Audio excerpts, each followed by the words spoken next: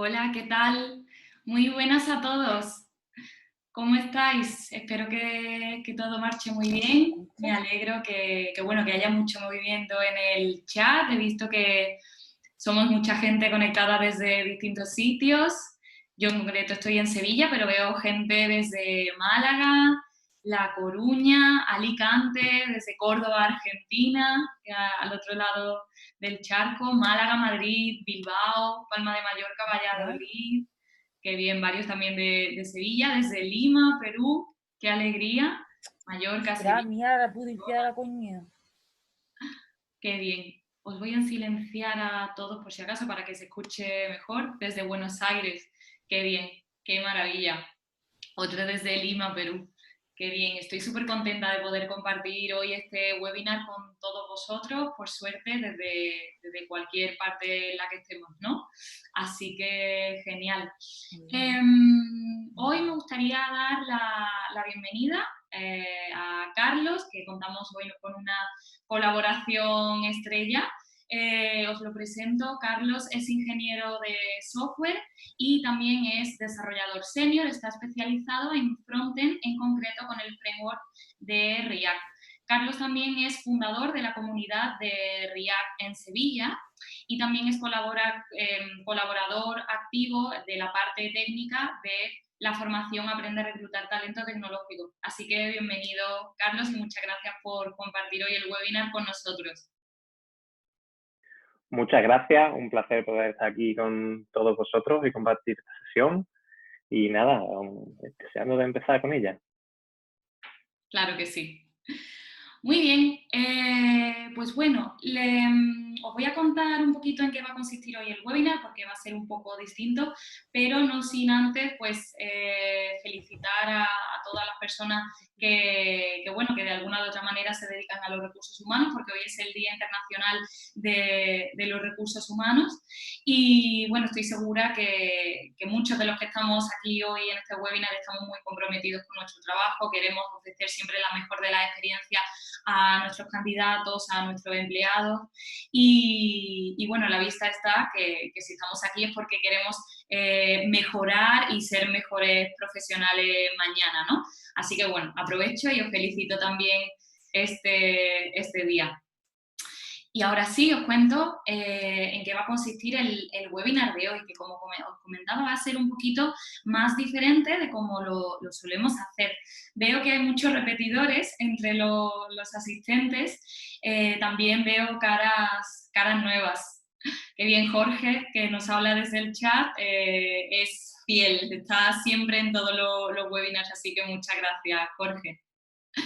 Bueno, os cuento entonces. La idea de este webinar, que se llama Programación y Reclutamiento de Perfiles Tecnológicos, es, por una parte, contar un poco cuáles son las tendencias de programación para este principio, para esta primera mitad de 2020, que probablemente también se extienda a lo largo de este año, para poder conocer, pues bueno, cuáles son esos perfiles que nosotros podemos prever que nos van a demandar o bien en nuestras organizaciones o bien nuestros clientes, ¿vale?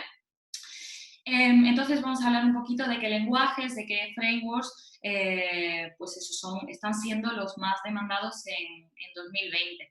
Y la segunda mitad del webinar queríamos hacerlo un poquito más especial, ya que tenemos hoy a Carlos aquí como programador y experto en todo lo que es la parte de tecnología. Pues queríamos, digamos, hacer esto un poquito más interactivo, ¿no? Que fuerais vosotros los que pudierais proponernos preguntas relacionadas con temática de programación, de frontend, de backend, de frameworks, de lenguajes de programación, de bases de datos, de testing, me lo invento, ¿no? Pero bueno, que todas aquellas dudas que tengáis a la hora de reclutar perfiles tecnológicos, pues desde el punto de vista técnico, por supuesto, pues que pudierais planteárnosla y que o bien Carlos desde la parte técnica o bien yo desde más la parte del recruitment, pues podamos daros respuesta a esas preguntas, ¿vale? Así que bueno, en este webinar vamos a tener bastante más tiempo de poder atender a esas preguntas. Mi recomendación sería que si tenéis ya alguna pregunta en mente que queráis resolver, que la escribáis ya en el chat, ¿vale? Para cuando yo termine de hablar de esas tendencias tecnológicas, pues ya podamos tener un listado de preguntas por vuestra parte que podamos ir respondiendo, ¿no? Por nuestra parte, pues vamos a intentar hacer todo lo posible para responder a todas esas preguntas, bueno, espero que sí, tenemos un tiempo limitado, unos 40-45 minutos, pero bueno, vamos a hacer todo lo posible para que salga, ¿vale? Bienvenidos, que estoy viendo que os vais incorporando algunos con un poco de retraso. Saludos desde República Dominicana. Gladys, bienvenida. Así que bueno, vamos a ir comenzando. Ya os digo, si mientras yo voy comentando las tendencias queréis ir comentando en el chat, por nuestra parte, genial, ¿vale? Así que sin más dilación, comenzamos. Bien, como hemos dicho, la primera parte la vamos a dedicar a hablar de tendencias de lenguajes de programación y frameworks en 2020. Vamos a separar por un lado el frontend del backend. El frontend, si no ahora después nos cuenta mejor Carlos, pero bueno, para que nos entendamos, es la parte que se ve, la parte visible de, por ejemplo, una página web, y el backend sería todo lo que está detrás que no vemos, que se corresponde a la lógica de negocio, ¿vale?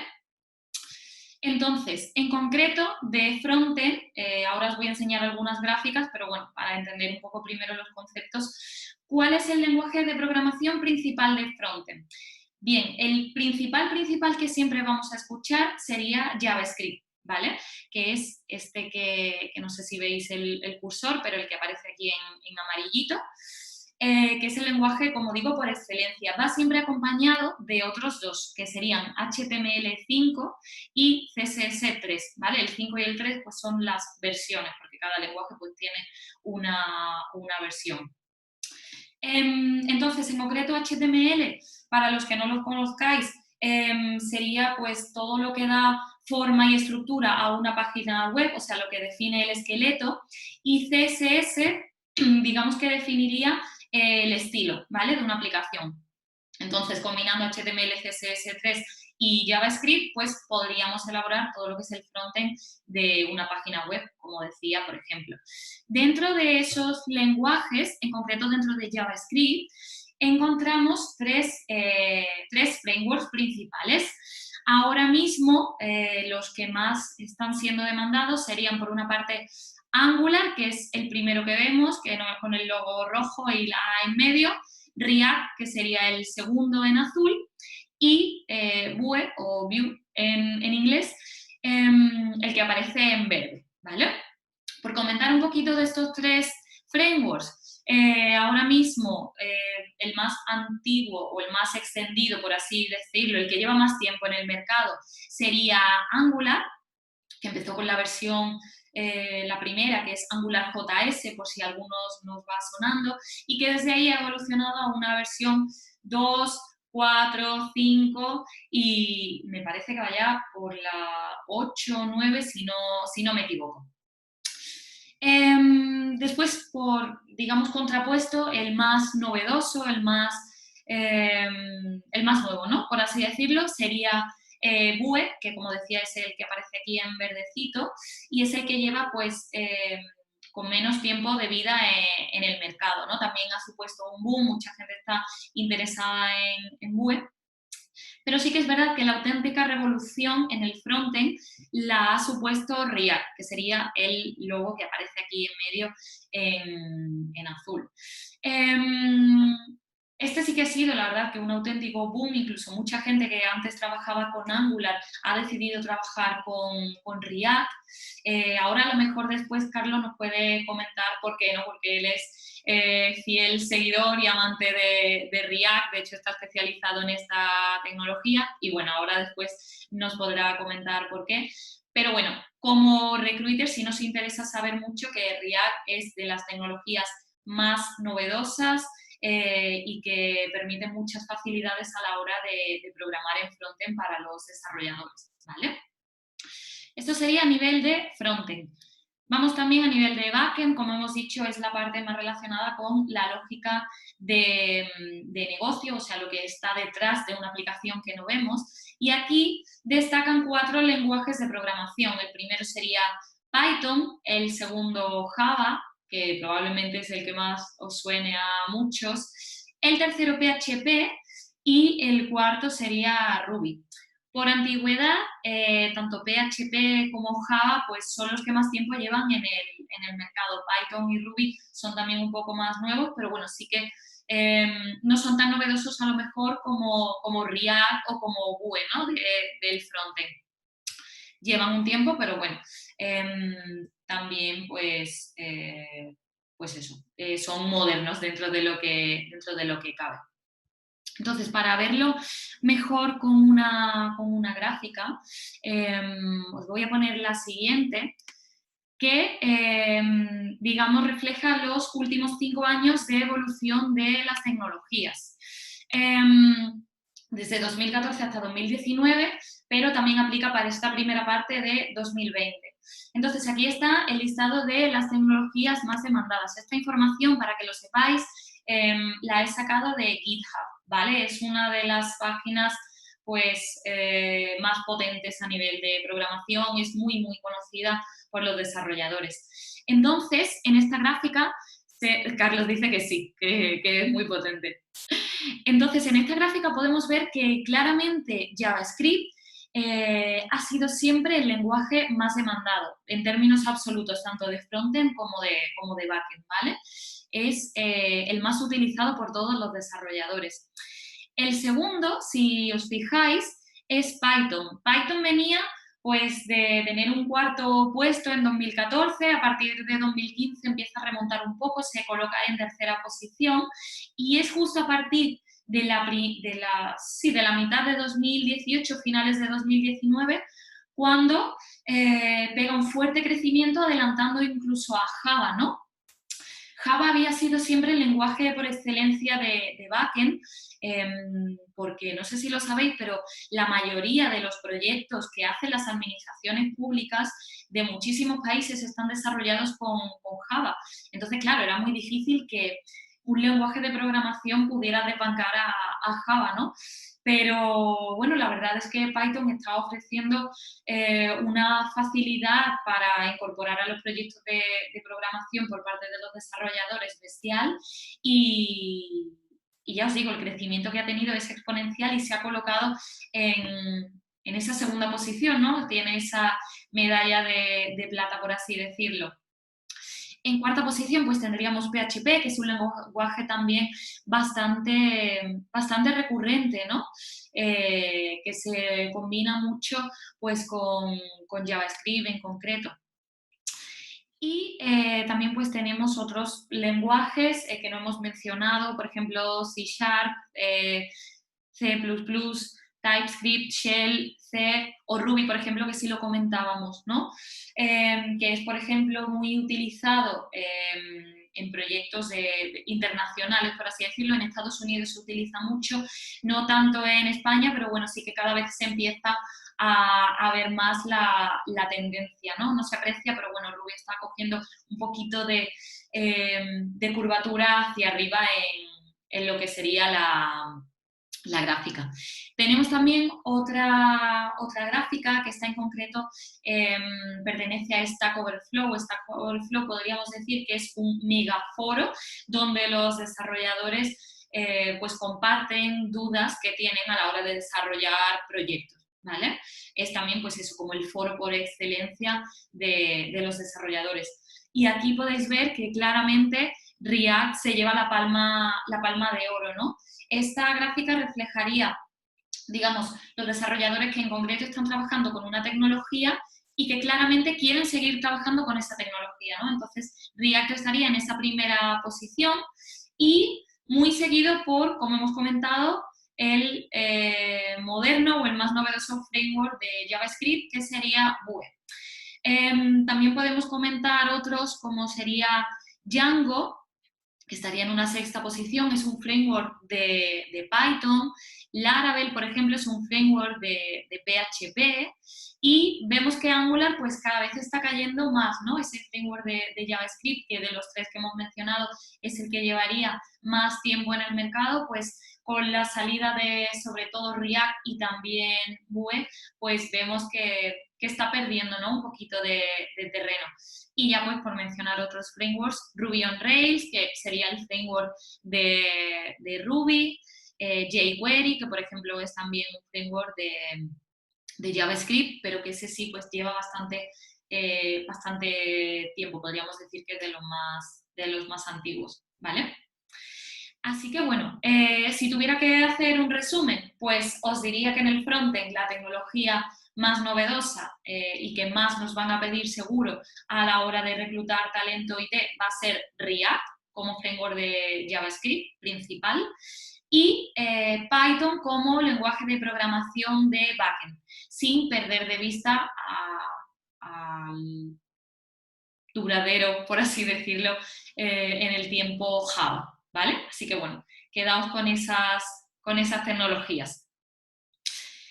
Bien, pasamos ahora a la segunda parte del webinar. Como comentábamos, queríamos conocer un poco si tenéis alguna pregunta, alguna duda relacionada pues, con lo que puede ser la programación.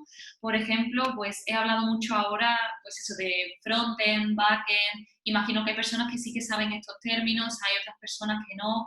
Entonces, bueno, nos encantaría que a través del chat pudierais escribir todas aquellas preguntas que tengáis. Ya os digo, no tengáis miedo a si una pregunta a lo mejor es demasiado enrevesada o demasiado específica. Queremos escucharos y bueno, si tenéis dudas, pues nos encantaría oíros, ¿no?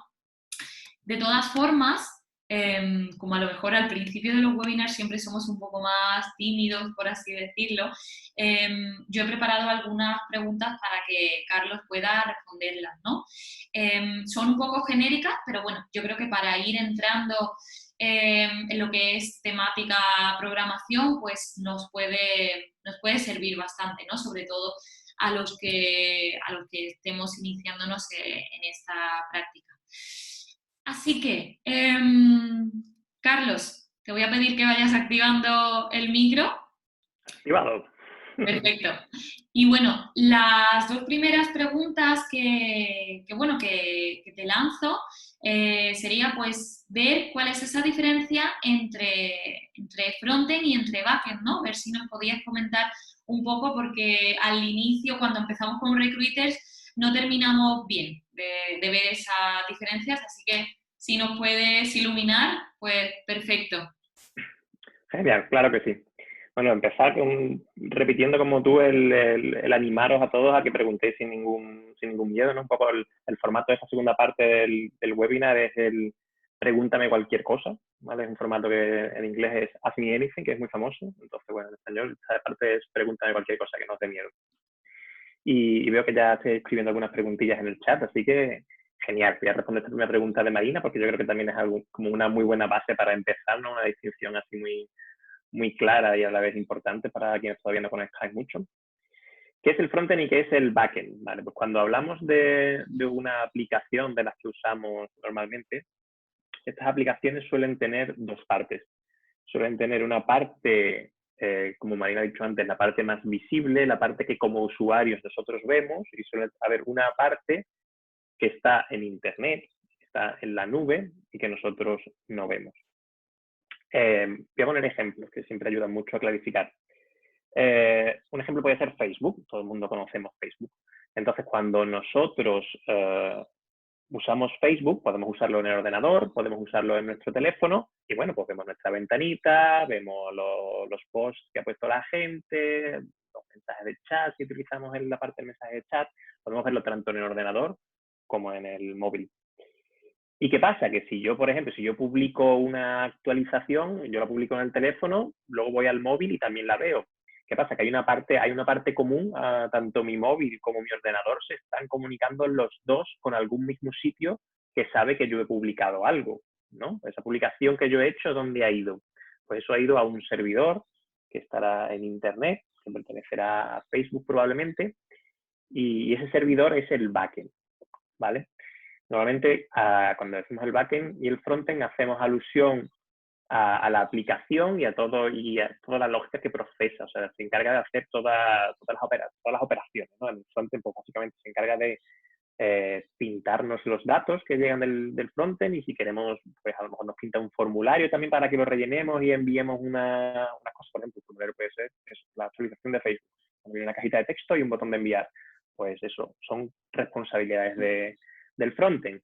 ¿El backend cuáles son sus responsabilidades? Pues principalmente gestionar esa información que va a ser común a todos los frontend o a todo el mundo que se la pida, ¿no? De ahí también un poco la nomenclatura de cliente y servidor, porque el servidor ofrece información y los clientes, que pueden ser los frontend, se la piden, ¿no? Y como cliente está diciendo, oye, por favor, dame mi muro de Facebook. Entonces, la responsabilidad principal del backend es, pues eso, gestionar la información, la que le llega a guardarla, nuevamente en una base de datos, que es otro término interesante, y al revés, me piden información, dame tal información, dame todos los mensajes que me he escrito con cierta persona. Pues el backend tiene la lógica de buscarlo en la base de datos y devolvérnoslo. Un poco esa es la distinción, ¿no? Perfecto. Vale, pues muchas gracias, Carlos, por responder a esta primera pregunta. He visto que muchos os habéis animado, así que genial. Vamos a intentar responder todas las preguntas. Bien, primero sería la pregunta de Alejandra, si no me equivoco. HTML, CSS y JavaScript, ¿se usan simultáneamente? Efectivamente. Estas son tecnologías del frontend. Bueno, una cosilla por completar un poco la respuesta anterior. Frontend, técnicamente cualquier cliente puede ser frontend, es decir, tanto un móvil como una aplicación web, como una aplicación de escritorio, todos son técnicamente frontend, pero cuando hablamos de que buscamos un perfil frontend, normalmente nos vamos a referir a la parte web, a la parte a los que programan el frontend de aplicaciones web. Si es para móvil, suele ser que estamos buscando un desarrollador Android, un desarrollador iOS, no suele decir un desarrollador frontend. Frontend se suele asociar a las tecnologías web, que en este caso son HTML, CSS y JavaScript. Efectivamente, las tres se usan en conjunto porque cada una trata un aspecto diferente. ¿Vale? HTML se encarga de la estructura de una página web. Si tenemos un párrafo, unas secciones, una cabecera, un menú lateral, todo eso lo definimos con el HTML. CSS se encarga del estilo, es decir, si el fondo es azul o es verde, si las letras son más grandes o más chicas, si hay una animación de que algo se mueve al entrar y salir, los tamaños, el espacio que hay entre una cosa y otra, eso es el CSS. De hecho, hay algunas páginas muy graciosas que para mostrar el poder de esto, lo que hacen es que muestran variantes de una misma página, es decir, el mismo HTML, mismo JavaScript, pero con un CSS distinto. Y vemos como un montón de páginas que tienen un aspecto visual completamente diferente y, sin embargo, pues tienen el mismo HTML y el mismo JS, el mismo JS que es JavaScript. Esta tercera pata de nuestro banco, ¿qué es? El JavaScript es el comportamiento, toda la parte dinámica. O sea, lo que escribimos en HTML es algo que sería lo que se dice estático, o sea, inamovible, no se mueve, no cambia. ¿Vale? En una página que solamente fuera estática, pues solamente podríamos ver un texto escrito y podríamos tener a lo mejor un enlace, pero pues no podríamos hacer cosas como que aparezcan ventanas, como rellenar un formulario, etcétera. Todas esas cosas necesitamos JavaScript, que se va a encargar de dar comportamiento dinámico. Todo lo que hace que no sea una página que sin más nos muestre información, cualquier cosa que cambie, es JavaScript el que está haciendo que esas cosas cambien. Perfecto, muy bien. Voy a ver si encuentro prefiero buscarlo, ya que lo he mencionado, voy a ver si paso la página esta con diferentes CSS. Ahora al final de la reunión lo pongo en el chat. Genial, gracias. Respondo a una pregunta que había hecho antes Eugenia, que no me he dado cuenta. Preguntaba si los datos de las gráficas que he mostrado son de España únicamente. Sí, son de España, ¿vale? Específicamente. Pero bueno, sí que es verdad que al final React y Python están siendo las tecnologías más demandadas, yo diría prácticamente en todo el mundo. Pero bueno, los datos sí son de España. Vale, siguiente pregunta. ¿Qué nos puedes decir sobre la figura de los DevOps? Vale, la figura de los DevOps es una figura que ha surgido recientemente, en los últimos años. Es una tarea, básicamente cuando nosotros desarrollamos, la tarea principal es programar, que es escribir instrucciones de código hasta que tenemos una base de código completa. Pero bueno, una vez que tuviésemos, si yo escribo un programa, una vez que tengo ese programa está únicamente en mi ordenador y únicamente lo ejecuto yo, que lo he creado. Normalmente queremos que una aplicación no la use el programador que la ha creado, sino que la usen los usuarios finales, objetivos. Entonces, ¿qué pasa? Que todo ese proceso de que la aplicación esté disponible para los usuarios involucra muchos pasos de por medio. Hace que tengamos diferentes entornos, que tengamos el entorno de desarrollo, que es en el que ese programador que hemos dicho la crea. Tenemos un entorno de pruebas en el que nos vamos a hacer una serie de pruebas de calidad para asegurarnos que ese software funciona bien. Tenemos un entorno de producción, que es el entorno clave, es donde se pone la aplicación y es accesible a los usuarios. Luego, cuando desarrollamos el código, pues a lo mejor queremos tener un histórico de las versiones del código. De repente hace falta como mucha infraestructura alrededor de lo que es desarrollar un programa. Como yo solo en mi casa, si lo hago es muy fácil, pero de repente si somos un equipo, si hace falta meterle calidad, si hace falta que tengamos 5 equipos coordinando, si hace falta meter las actualizaciones a los usuarios diariamente, pero además vamos a meterle pruebas A/B, es decir, que la mitad de los usuarios tengan una versión de la aplicación y la otra mitad de los usuarios tengan otra versión de la aplicación. ¡Guau! ¡Qué de problemas, ¿no? ¡Qué de cosas, qué de complicaciones! Pues entonces hace poco, en los últimos años, ha surgido el DevOps, ¿no? Que viene de operaciones de desarrollo, que es que de repente para que el desarrollo funcione hay que trabajar en muchos tipos de diferentes operaciones y que suelen estar relacionadas con la infraestructura. Entonces, este rol se encargaría de todas esas cosas que acompañan al desarrollo. Perfecto. Vale, estáis escribiendo muchísimas preguntas. Ojalá que nos dé tiempo a responder todas. Gustavo pregunta: hola Carlos, buenas tardes. Yo estaba haciendo un curso orientado a full stack de JavaScript que tiene como objetivo hacer front y back por igual. ¿A qué punto, o mejor dicho, cómo podría saber si estoy listo para empezar a trabajar, aunque sea como freelance? Cabe destacar que todavía no tengo experiencia formal. Gracias. Vale, lánzate. O sea, no hay una frontera. No hay que tú dices, aquí estoy preparado. Porque, yo qué sé, yo llevo pues, más de 10 años programando. He podido decir 1.000.000 de veces, bueno, yo estoy preparado, yo sé muchísimo de programación.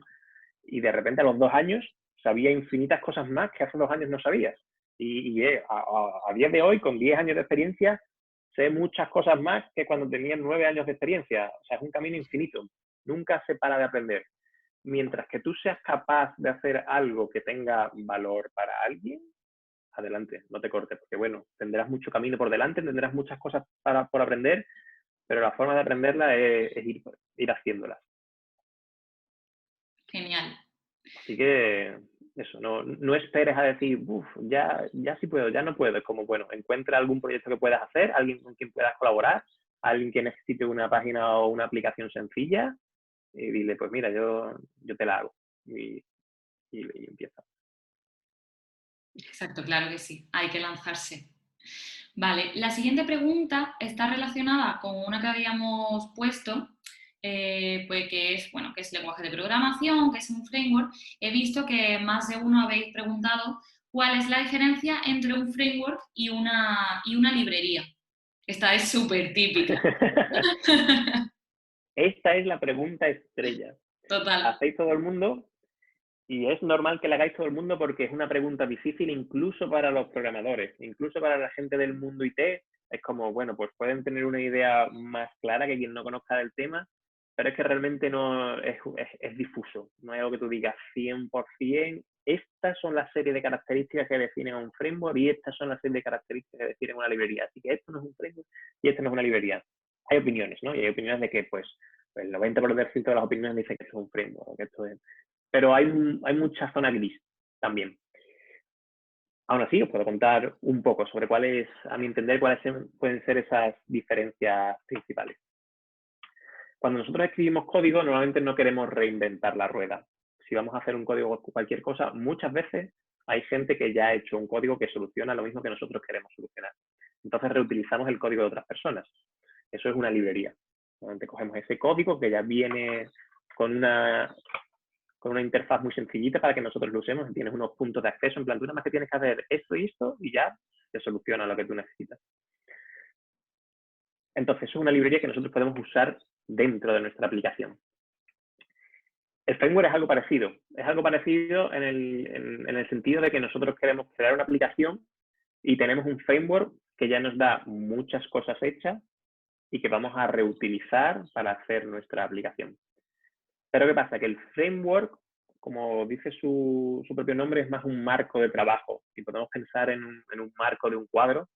Y es que cuando nosotros escribimos código en un framework, estamos pintando dentro de ese marco. Y el marco está alrededor de nuestro código.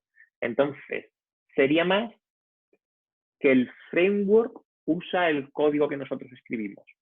¿Vale? Entonces, invirtiendo el orden, la librería sería que nosotros usamos esa librería en nuestro código y el framework sería que nuestro código está dentro de ese framework que usa nuestra librería. Aún así, un framework también ofrece muchas librerías que tú utilizas dentro de tu código. Pero ¿qué pasa? Que dentro de un framework tiene un sentido dentro de ese marco. Es decir, una librería normal tú la puedes utilizar en cualquier programa, pero una librería que pertenezca a un framework solo va a tener sentido dentro de ese framework. Fuera de ese framework no funciona porque tiene que estar dentro de ese marco para que funcione. Vale, perfecto. O sea, así nos ha quedado un poquito más claro. Quedan unos 5 minutos para poder seguir respondiendo. Vamos a ir un poquito rápido. De todas formas, las preguntas que queden sin responder, pues vamos a intentar, aunque no sea aquí, darle respuesta, ¿vale? Diferencias entre bases de datos MongoDB, MariaDB. ¿Suele usarse otra diferente a estas? A mi entender, MongoDB es una base de datos no relacional y MariaDB una base de datos relacional. Entonces, a lo mejor podemos establecer esa diferencia, ¿no? Pues mira, la verdad es que no tengo experiencia con MariaDB.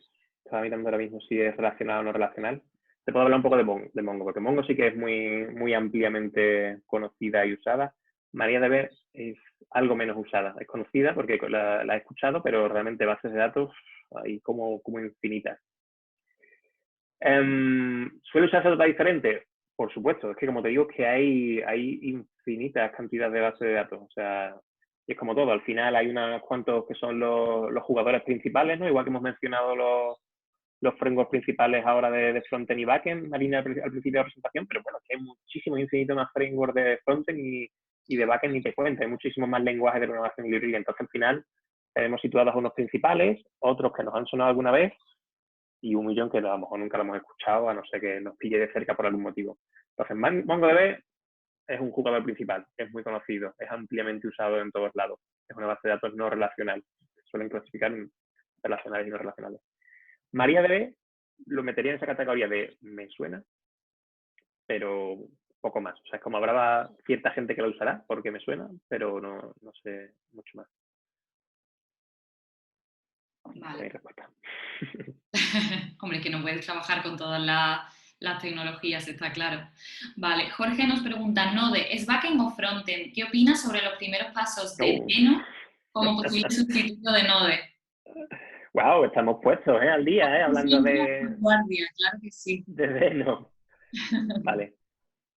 Como reclutadores, cuando escuchéis Node, muchas veces lo escucharéis como backend, ¿vale? Porque Node, la revolución que supuso es que se pudo empezar a hacer código, se pudo empezar a usar código JavaScript para programar servidores gracias a la tecnología de Node. Pero lo cierto es que Node en sí es una tecnología que permite ejecutar JavaScript fuera del navegador. Nuestros navegadores, Chrome, Firefox, eso era antes lo único que podía ejecutar JavaScript. Entonces estaba unívocamente vinculado al frontend, el JavaScript. Node permitió que se pudiera ejecutar en cualquier parte. Entonces, con eso se empezaron a hacer servidores, por eso escucharéis que tuvieran programadores Node para el backend, pero también se utiliza en el frontend para hacer ciertas tareas. Lo cierto es que todo aquel que programe con Angular, Vue o React, los tres frameworks que hemos mencionado, va a utilizar Node de fondo, de base, a la hora de programar en esos frameworks, porque esos frameworks de frontend utilizan Node para funcionar. ¿Qué opinas sobre los primeros pasos de Deno como posible sustituto de Node? una de las características principales del mundo IT es el hype, que es decir, que sale algo nuevo y nos volvemos loquísimos y nos venimos muy arriba. Total. Entonces, todo lo que puedo decir de Deno es que tiene un hype increíble ahora mismo. Si va a sustituir a Node o no, tendremos que verlo. Pues habrá que ver si la gente tendrá que empezar a usarlo, a ver qué tal rinde en producción, si da más problemas o menos problemas, más facilidades o menos facilidades. Trae buenas ideas, ¿no? Pues parece que viene con TypeScript incluido, tiene una forma diferente de gestionar las dependencias y algunas cuantas cosas más. Pero bueno, hay que ver. Yo principalmente, personalmente no lo he tocado. Sí he leído sobre él, pero no lo he tocado. Habrá que el tiempo dirá. Y desde luego el hype, como digo, influye mucho actualmente. Yo creo que en la tecnología y en todo.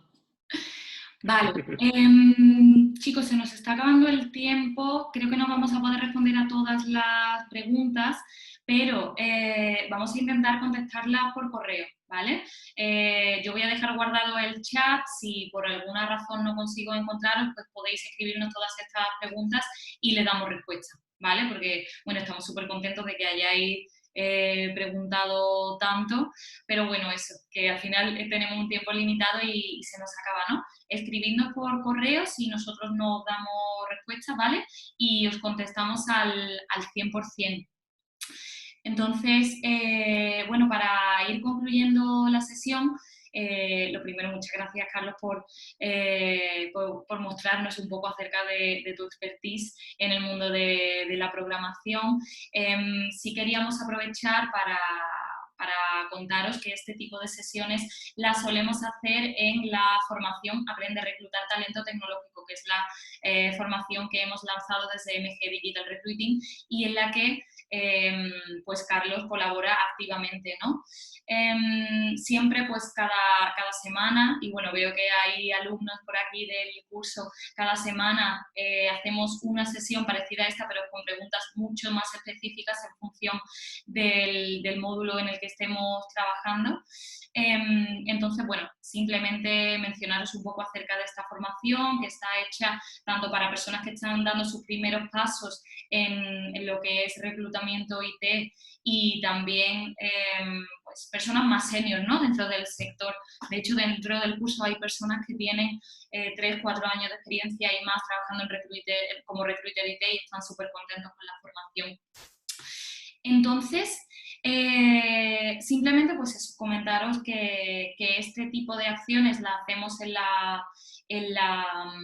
el curso, además de tratar pues todos estos aspectos tecnológicos que hemos visto, ¿no? Hay un módulo específico que está orientado a temas de programación, perfiles de DevOps, por ejemplo, que habéis preguntado antes también, todo lo que tiene que ver con la transformación digital, perfiles digitales, metodologías de desarrollo, el proceso de selección adaptado a estos perfiles, ¿no? De reclutamiento, además de pues bueno, tipo test de evaluación, actividades, ejercicios, plantillas, recursos descargables, estas sesiones que las hacemos todas las semanas en vivo y en directo, que los alumnos también participan y pueden exponer pues todas las dudas y todas las preguntas que tengan, y también pues una tutoría personalizada al final de ese curso, ¿no?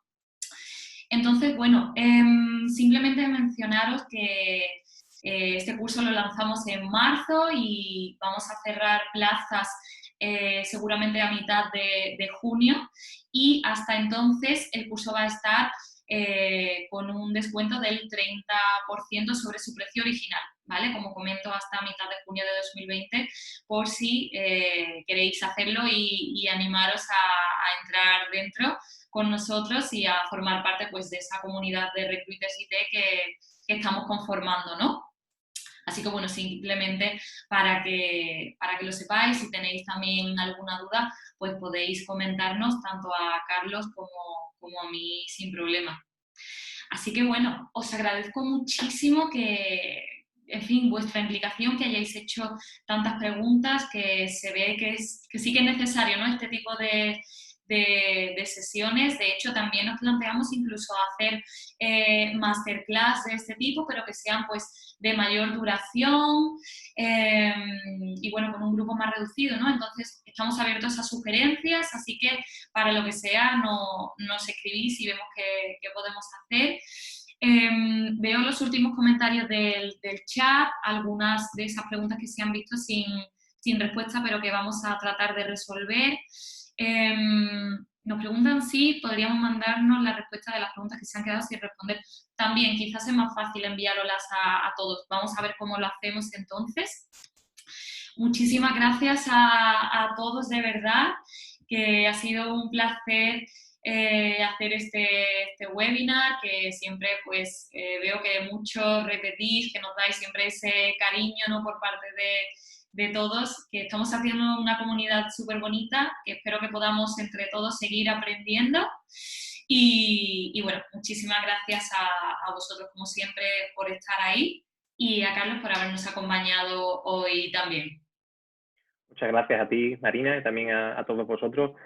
He de decir que me quedo con las ganas de responder las preguntas. Responderemos eso luego por diferido, pero me encanta responder a las preguntas. Entonces, pues yo por mí me hubiese quedado aquí 2 horas respondiendo a todas las preguntas que hubiese escrito. Eso, muchas gracias. Bueno, muchísimas gracias a todos y ahora sí nos despedimos y os mandamos los materiales y la presentación y espero que también la respuesta a esas preguntas. Muchísimas gracias y nos vemos en la próxima. Hasta luego. Adiós. Hasta luego.